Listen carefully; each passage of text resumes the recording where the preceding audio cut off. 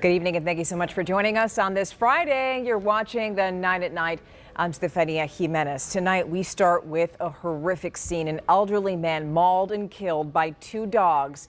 We want to warn you, the details in the video that we're about to show you are very difficult to watch.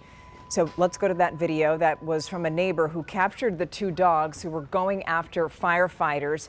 Now, firefighters pulled up and tried to keep the dogs away from the victims, and then one of the dogs bit a firefighter in the process. A fourth person was taken to the hospital with a hand bite.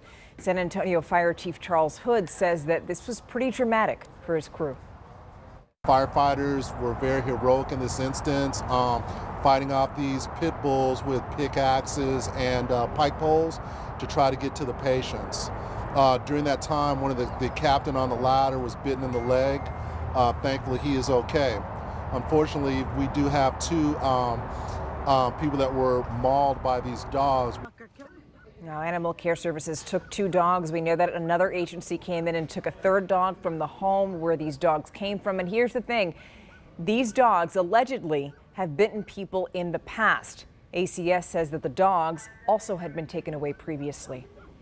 In other news now, 5 people had to be taken to the hospital after a carbon monoxide leak at a downtown hotel. It happened at the Hampton Inn and Suites, San Antonio Riverwalk on Soledad Street. According to the San Antonio Police Department, 5 people were in the gym area and said they weren't feeling well, and their symptoms aligned with carbon monoxide poisoning. Hazmat crews came out, tested the building, and yes, they found high levels of carbon monoxide, so that entire building had to be evacuated. Crews are still trying to pinpoint the source of that gas leak. These things are hard to tell. It could very well be just some sort of a heater for a pool or something like that. Could wherever you're getting that incomplete combustion is causing that buildup in carbon monoxide. So tonight we did check back in with that hotel, and it has since reopened. So it seems that they found the source of that leak. In other news now, new surveillance video released to find the person who killed a local rapper. Christopher Polk was ambushed 5 years ago when he left a bar called Ice Lounge. That was near Loop 410 and Bandera. San Antonio police released footage of 2 suspect vehicles, a silver SUV and a black sedan. They say the drivers followed Polk's car on the access road and then drove up next to him, and then someone fired shots at Polk's car. Polk died at the scene. A passenger was also hit, but that person survived. A former San Antonio police officer accused of shooting a teenager in a McDonald's parking lot last year was in court this morning. This was James Brennan his first court encounter. Brennan's attorney, Nico LaHood, and prosecutor Darlie Harris spoke about the evidence. Now, if you recall, police arrested Brennan less than 2 weeks after that shooting, where 17-year-old Eric Cantu was hit multiple times. His teenage passenger was nearly hit when they approached Brennan, Brennan approached them in the parking lot. Now, Cantu survived, but he did spend weeks on life support. Brennan is facing 2 counts of aggravated assault by a public servant and 1 count of attempted murder. And by the way, his next court date has not yet been scheduled. Inconvenient, but absolutely necessary. That's what judges are saying about the first active shooter training at the Bexar County Courthouse, which forced the courts to close for the afternoon. During a demonstration which lasted several hours, a deputy walked through the courthouse firing off blanks to simulate the sounds of gunfire in the building. From there, staff were trained on what steps they need to take to be ready for an active shooter situation. The civil district court judge who proposed this training said that she and her team have a lot to learn. There's just so many different things that happens in one's body and one's brain, and we're hoping through this training, when it actually happens, they'll have that much more experience, that leg up, that muscle memory.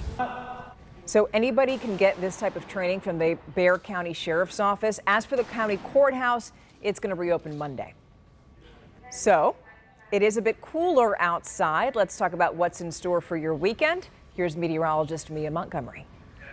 As we head into the upcoming weekend, temperatures are going to start to warm. Some areas of patchy fog and drizzle possible in the mornings. And by Sunday especially, we're going to start to see windy conditions return to the forecast. Starting off with your Saturday, again, wouldn't hurt to maybe keep the umbrella nearby. It's not going to be for everybody, but we could find some areas of patchy drizzle briefly greet some of us out the door. Temperatures starting off near about 50 here in San Antonio. Overall daytime highs climbing into the upper 60s and maybe a few low 70s, especially the farther south that you go. Notice that warming trend that quickly takes over for the back half of the weekend, starting off near 60. Daytime highs now approaching that 80-degree mark, so spring-like conditions do look to make their grand return. And that will continue as we head into next week. More sunshine is going to return as well through the first half of the week, especially maybe just an isolated chance for a stray shower Sunday night, and then another isolated chance as we head into Thursday and Thursday night of next week.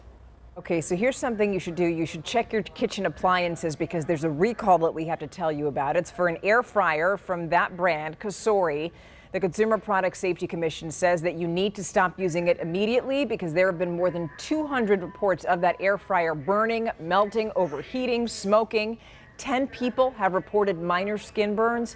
The recall includes 2 million air fryers that were sold between 2018 and December of last year. They were sold through Amazon, Best Buy, Home Depot, Costco, and Target.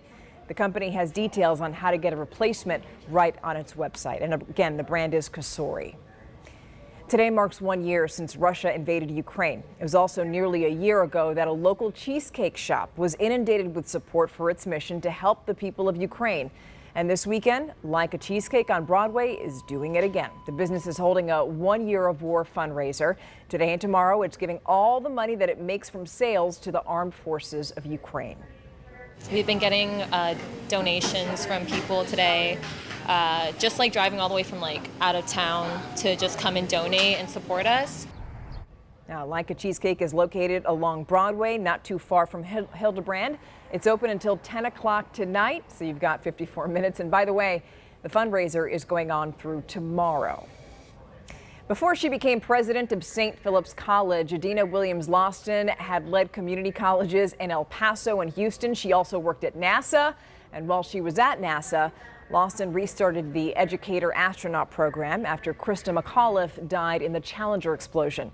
Now, to get to where she is right now, Jesse Degollado tells us how Lawson overcame a sting of racism growing up in the Jim Crow South.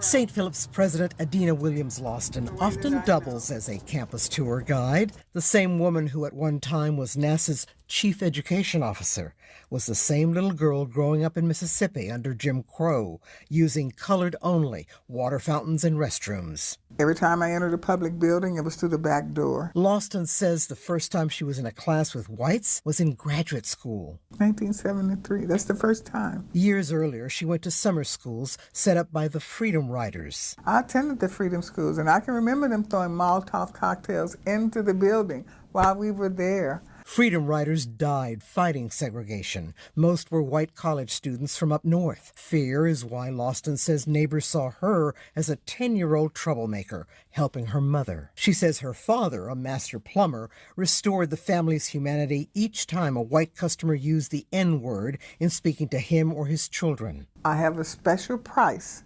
just for you. And people thought Daddy was giving them a good deal. It's a lesson Lawson says she's never forgotten. You don't get mad, walk away, stick your head in the sand, pretend it doesn't exist. You deal with it. Given her background and now as president of a historic black college nearing its 125th anniversary, St. Phillips College has come a long way, and Dr. Adina Lawson says she's determined to take it even further. Making sure, she says, that other voices have a voice. And you don't intentionally silence one group of people. Jesse Degollado, KSAT 12 News. She has an amazing story. We're out of time. The 9 at Night returns on Monday. Enjoy your weekend.